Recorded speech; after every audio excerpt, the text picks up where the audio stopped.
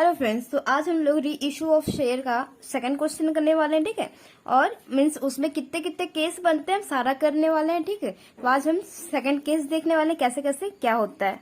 ठीक है, थोड़ा सा हटके है उससे। एक्स एलटीडी इशूड, चलो क्वेश्चन स्टार्ट करते हैं। ठीक है, X LTD issued 10,000 shares of ₹10 each payable as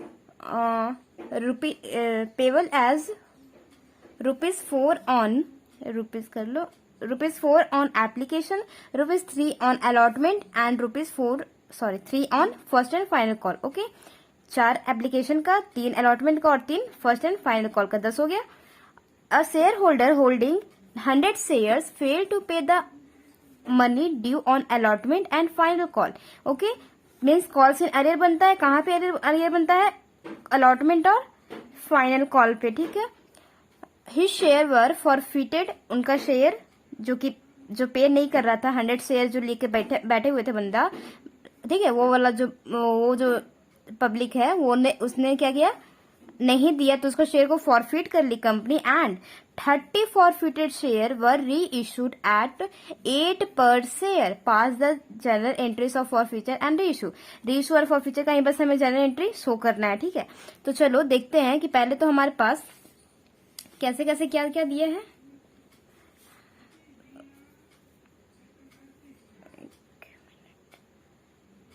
देखो हमें क्या दे रखा है कि 10,000 तो शेयर है, यहाँ यहीं पे दिखा रही हूँ ना, 10,000 तो शेयर्स है टोटल जितना इशू किया गया है। 10 रुपए है, 10 रुपए का एक शेयर है, और उसको कैसे 10 रुपए का कैसे कैसे मांग रहा है? एक तो 3 रुपए, सॉरी 4 रुपए एप्लीकेशन के, 3 रुपए अलॉटमेंट के और 3 रुपए फर्स्ट एंड फाइनल कॉल के। राइट, तो फर्स्ट एंड फाइनल कॉल के 3 रुपए हो गए। और बोल रहा है a shareholder holding 100 shares fail to pay the money due on allotment and final call. ठीक है, पे करने में जैसे कि 100 शेयर, सपोज इसका नाम है अंकित ले लेते। ठीक है, अंकित। ओके, 100 शेयर है और इसका नाम क्या है? अंकित है। और इन्होंने क्या किया कि अलॉटमेंट का पैसा नहीं दिया और फाइनल कॉल का पैसा नहीं दिया, तो नहीं दिया तो अलॉटमेंट के टाइम पे क्या हो जाएगा? कॉल्स इन अरियर्स हो जाएगा। ठीक है, क्योंकि हमें और ये सब हमें एंट्रियां करनी नहीं है, क्योंकि सिर्फ और सिर्फ फॉरफिचर और री इशू का बोला है। ठीक है, अब फाइनल कॉल के टाइम भी यहाँ पे ना, फाइनल कॉल के टाइम भी क्या हो गया? कॉल्स इन अरियर हो गया, कॉल्स इन अरियर, 2 टाइम पे हमें कॉल्स इन अरियर हो गया। ओके, चलो जी, तो हम अपना क्वेश्चन स्टार्ट करते हैं कि फॉरफीचर का करने के लिए बोला है, तो फॉरफीचर का एंट्री क्या होता है? पहले तो हम अपना एंट्री लिखेंगे फॉरफीचर का। शेयर कैपिटल है ना, शेयर कैपिटल लिखते थे, शेयर कैपिटल अकाउंट डेबिट। क्यों? क्योंकि हम अब फॉरफिट कर रहे हैं, शेयर को कैंसिल कर रहे हैं ना। शेयर अलॉटमेंट करते समय क्या कर रहे थे? शेयर कैपिटल को क्रेडिट करते गए, लेकिन अब खत्म करना है, क्योंकि कैंसिल करना है, तो शेयर कैपिटल को डेबिट कर देंगे। 2, जहां पे कॉल्स इन अरियर हुआ उस चीज का नाम, क्योंकि अगर आपने कॉल्स इन अरियर नहीं क्वेश्चन में लिखा ऑलरेडी, मीन्स हम नहीं लिखते हैं। ठीक है, जनरली हम लोग नहीं लिखते हैं, बस जितना आता है वो करके शो कर देते हैं और अंडरस्टूड रहता है कि कॉल्स इन अरियर इतना आया है। ठीक है, तो किस किस स्टेज पे आया है कॉल्स इन अरियर? एक तो अलॉटमेंट के टाइम पे, एक तो फाइनल कॉल के टाइम पे, 2 जगह आया है, तो ये दोनों का नाम लिखना पड़ेगा आपको। To share allotment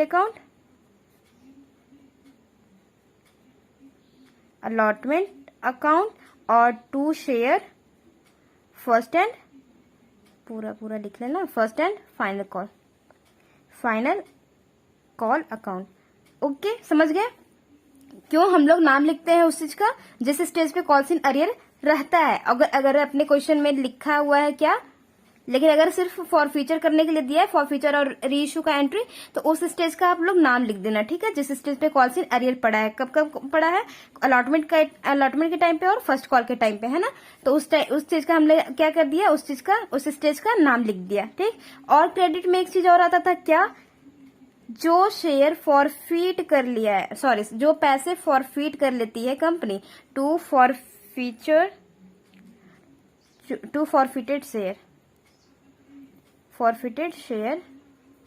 share account, है ना, आता था ना। तो हम कितना शेयर फॉरफीट कर रहे हैं, कंपनी क्या कर रही है, अगर उन्होंने नहीं दिया, अंकित ने ये 100 रुपए नहीं दिए, तो क्या कर ली कंपनी, उसके 100 रुपए को कैंसिल कर दी, ठीक है, जब्त करने के लिए। तो 100 शेयर को कैंसिल करना है, तो इसमें कितने अमाउंट आते हैं, कितने पैसे शो होते हैं शेयर कैपिटल में?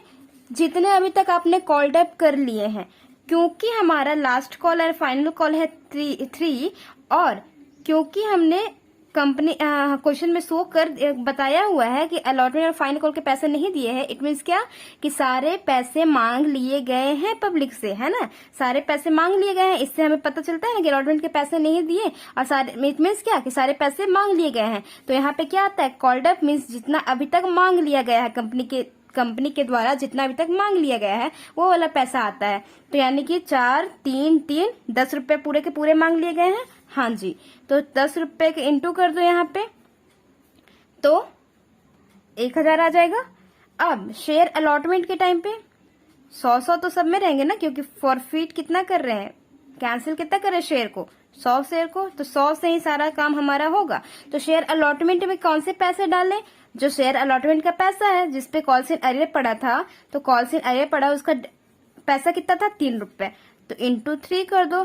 फर्स्ट कॉल का क्या था, 3 रुपए ही था, तो उसका भी 3 कर दो। और फॉरफीट कितना शेयर होता है, जो शेयर दे दिया रहता है ना, जो शेयर ऑलरेडी वो दे दिया होता है, क्योंकि एक ही बंदा है वो अंकित ही है जो कि ना तो अलॉटमेंट का पैसा दिया, ना ही फर्स्ट कॉल के पैसे दे दिए। इट मीन्स क्या कि उसने क्या दे दिए हैं ऑलरेडी, उसने एप्लीकेशन के पैसे तो दे दिए है ना, वो तो अलॉटमेंट से नखरे दिखा रहा है, ना अलॉटमेंट के दिए ना फर्स्ट कॉल के दिए, है ना, लेकिन एप्लीकेशन के तो दे दिए। तो कंपनी जब ये कैंसिल कर दी कंपनी इसके शेयर को, 100 शेयर को, तो अंकित बोला कि कंपनी मेरे पैसे दो जो मैं तुम्हें ऑलरेडी दे रखा हूँ एप्लीकेशन के नाम से, क्योंकि तुम मेरा शेयर कैंसिल कर दियो तो अब मेरे दिए हुए पैसे दे दो।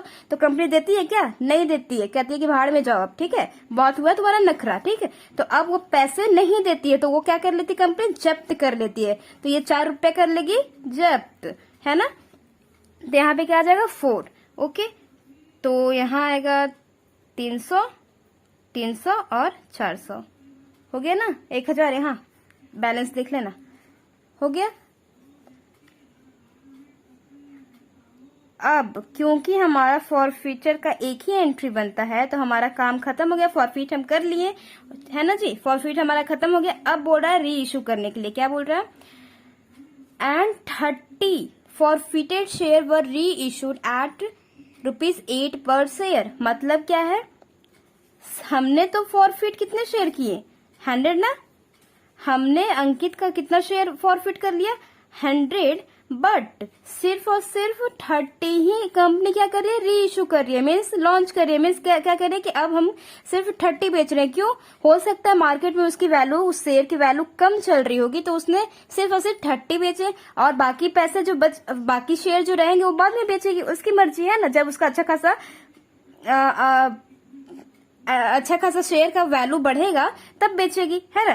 तो इसीलिए वो सिर्फ और सिर्फ कितना शेयर बेच रही है, 30 शेयर बेच रही है ना। री इशू कितना कर रही है, ये 100 नहीं कर रही है, सिर्फ और सिर्फ 30 कर रही है, ओके। तो हमें क्या करना होगा कि कंपनी बेच कितना रही है, 30 बेच रही है ना, कितने पे, एट ₹8 पर शेयर, मीन्स हमने क्या बोला था कि 8 पर शेयर एट रहे या 4 रहे, इट मीन्स क्या कि इतने पे बेची है कंपनी। और शेयर कैपिटल में क्या जाता है, फेस वैल्यू अगर कुछ नहीं दिया, पेड अप नहीं दिया है तो कॉल्ड अप ले लेंगे। तो कॉल्ड अप में क्या, जो अभी तक कंपनी मांग रही है पैसे, 10 रुपए पूरे मांग लिए, तो उसमें जाएंगे। पहले तो हम लिख लेते हैं क्या क्या कैसे कैसे एंट्री बनता है। तो री इशू का क्या बनता है एंट्री, बैंक अकाउंट डेबिट और टू शेयर कैपिटल अकाउंट, है ना, कैपिटल अकाउंट। अब यहीं पे आप लोग दिमाग लगा लेना कि कॉल्ड अप है 10 रुपया, है ना, कॉल्ड अप है, हमने कॉल्ड अप है 10 रुपये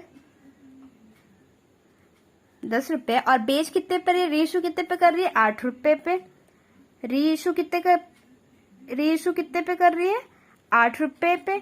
2 रुपये कंपनी क्या दे दी, कंपनी का लॉस मीन्स डिस्काउंट दे दी ना। कंपनी क्या कर रही है, डिस्काउंट पे अपने शेयर को बेच रही है। कितने डिस्काउंट, 2 रुपए का डिस्काउंट पे बेच रही है ना, 2 रुपए डिस्काउंट दे रही है कंपनी। तो हमने कंपनी अपना डिस्काउंट कहाँ लिखती है, कंपनी डिस्काउंट अपना शो कहाँ करती है, इस डेबिट साइड में। और किस नाम से, डिस्काउंट का दूसरा नाम हमने क्या बताया था, फॉरफिटेड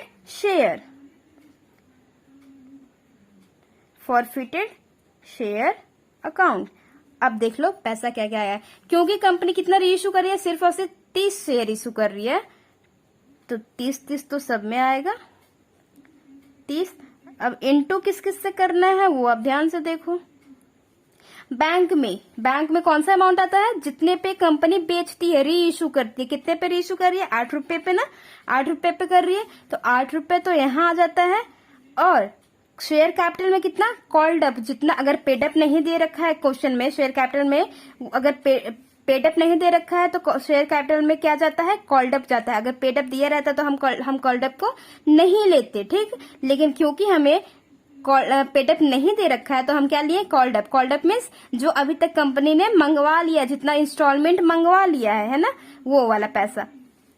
ओके अच्छा, एक ही साथ क्यों कंपनी मंगा लेती है भाई, नए बंदे से, जो जिसे रीइश्यू कर रही है, क्योंकि ये सब प्रोसेस तो बाकी लोग के लिए हो रहा था, लेकिन वो उसको जब रीइश्यू हो रहा है तो ये सारा स्टेज खत्म हो गया ना, से सारा स्टेज तो खत्म हो गया। तब उससे थोड़ी ना एक एक करके फिर से कि भाई तुम अकेलौते हो, एक एक करके दो कि एप्लीकेशन के पैसे दो, फिर अलॉटमेंट के पैसे दो, फिर फर्स्ट कॉल के पैसे दो, ऐसा नहीं करती है वो। अगर एक बंदा है तो उसे क्या करती है, एक ही बार में ले लेती है, ठीक। जितने तक अभी तक पब्लिक मीन्स कॉल्ड अप कर चुकी है, सपोज कॉल्ड अप अभी तक यहीं तक करती, 7 रुपए ही, 4 रुपए इसका एप्लीकेशन के मंगवाती है, 3 रुपए अलॉटमेंट पे मंगवाती, फर्स्ट कॉल के नहीं मंगवाती, तो कॉल्ड अप में क्या लिखते हैं, सिर्फ और सिर्फ 7 रुपए। क्यों, क्योंकि अगला जो 3 रुपए है जब सारे पब्लिक देंगे तो वो जो नया बंदा जिसको रीइश्यू कर रही है कंपनी, वो भी 3 रुपया साथ में दे देगा, ठीक है।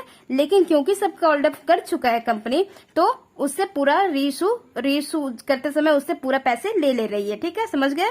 इसीलिए एक साथ पैसे लिख देते हैं यहाँ पे। अब देखो तो शेयर कैपिटल में कितना जाएगा, कॉल्ड अप, पेड अप नहीं है तो ओके। और डिस्काउंट, क्योंकि 10 रुपए की चीज 8 रुपए में बिकी है तो 2 रुपए का डिस्काउंट, कंपनी का लॉस है, इसलिए तो डेबिट साइड में है। 240 यहाँ आ जाएगा, 60 यहाँ पे आ जाएगा, और यहाँ कितना आ जाएगा, 300, है ना, ओके। अब क्योंकि रीइश्यू के टाइम पे 2 एंट्री बनती थी ना हमारी, एक तो ये वाली, और एक और कौन सी बनती थी कि फॉरफिटेड शेयर को कहाँ डालना पड़ता था, कैपिटल रिजर्व में, है ना। फॉरफिटेड शेयर को कहाँ डालना पड़ता था, कैपिटल रिजर्व में। Forfeited share account debit to capital reserve,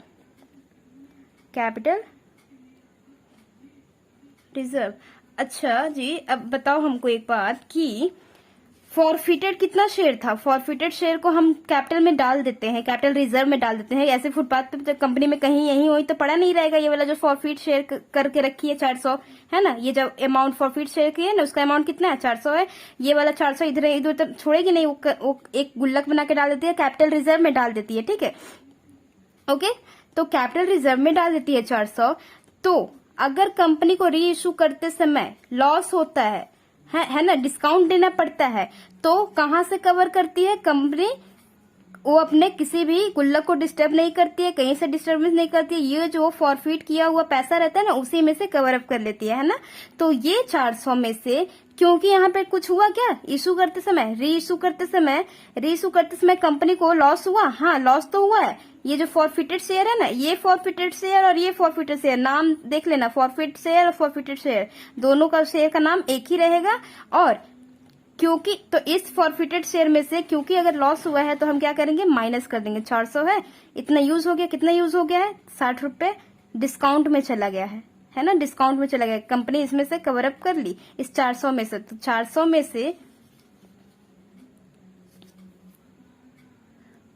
में से 60 लोग माइनस कर देते हैं, राइट। लेकिन यहाँ पे हम लोग कल तक पढ़ते आए थे कि इसमें से इतना माइनस हो जाता है ना, ये पढ़ते आए हैं। लेकिन हम यहाँ पे गलती कर देंगे अगर ये वाला कॉन्सेप्ट यहाँ भी फॉलो करेंगे तो।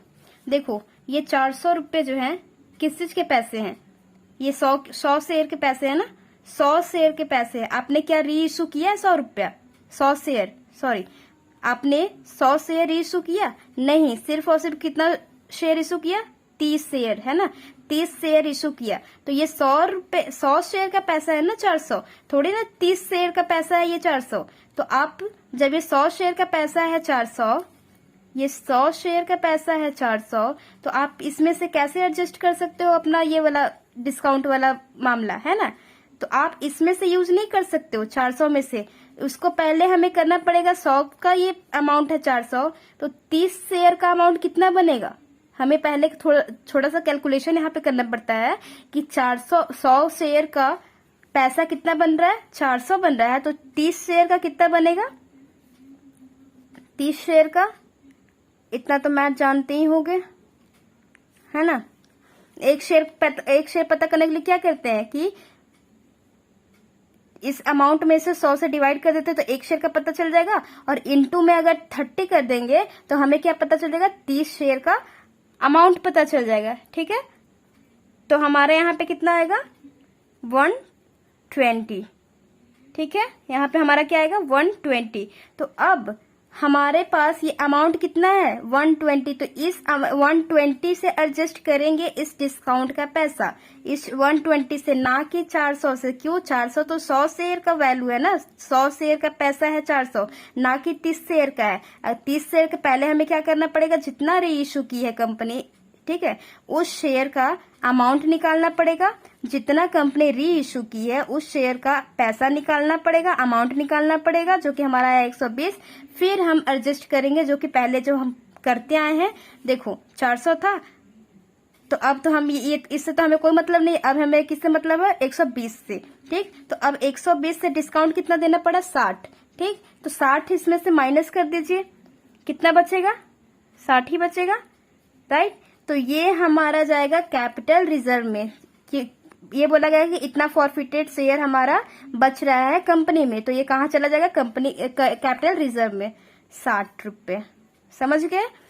यहाँ पे लोग कंफ्यूज कर देते हैं जल्दी जल्दी में, मीन्स गलत कर देते हैं जल्दी जल्दी में, कि यहाँ पढ़ते आए हैं कि अच्छा ये फॉरफिटेड शेयर, ये फॉरफिटेड शेयर, अगर रेशू करते समय फॉरफिटेड शेयर शो हुआ है तो इस फॉरफिटेड शेयर में से इसको माइनस करके जितना बचता है वो फिर कैपिटल रिजर्व में डाल दिया जाता है। नहीं, हमें ये भी देखना है कि क्या उतना शेयर री इशू हुआ है। ये 100 शेयर अगर री इशू होता है ना, तब हम वो वाला कॉन्सेप्ट पूरा करते, ठीक है, उस चीज को हम फॉलो करते, 400 में से 60 को माइनस करते। लेकिन क्योंकि 100 शेयर री इशू नहीं हुआ, सिर्फ और सिर्फ 30 शेयर री इशू हुए, तो हमें पहले 30 शेयर का अमाउंट जानना पड़ेगा कि 30 शेयर का कितना पैसा बनता है, ठीक है। तो हमने कैसे किया, 30 शेयर के लिए 400/100 इंटू 30 कर दिए, तो हमें पता चल गया कि 120 होता है। फिर माइनस में क्या कर दिए, वही वाला जो डिस्काउंट वाला था 60, उसके बाद जितना बच्चा वो कैपिटल रिजर्व में डाल दिए, ठीक। ये वाला कैलकुलेशन तो आता ही होगा ना। एक शेयर निकालने के लिए क्या करें, 100 शेयर का दाम, 100 शेयर का अमाउंट है 400, तो एक शेयर का निकालने के लिए क्या करेंगे, 400/100, यही करते हैं ना, ठीक है, 100 4 जा, तो 30 शेयर का हमें निकालना है, तो इंटू 30 कर दीजिए, 120 आ जाएगा, राइट। ये वाला कॉन्सेप्ट पता है ना, ये तो बहुत इजी मैथ है, ठीक है जी, समझ गए। बस यही हमें सिखाना था कि इस पे बच जाना कि ये वाले पे सीधा सीधा माइनस मत कर देना फॉर फ्यूचर देख करके। हमें यहाँ पे थोड़ा सा ये भी ध्यान देना है कि ये वाला शेयर और ये वाला शेयर क्या इक्वल है। अगर इक्वल नहीं है तब हमें ये वाला फॉलो करना होगा कॉन्सेप्ट, तब जाकर हमारा आंसर आएगा सही से। ठीक, ओके जी, that's all for today, till then bye bye, take care.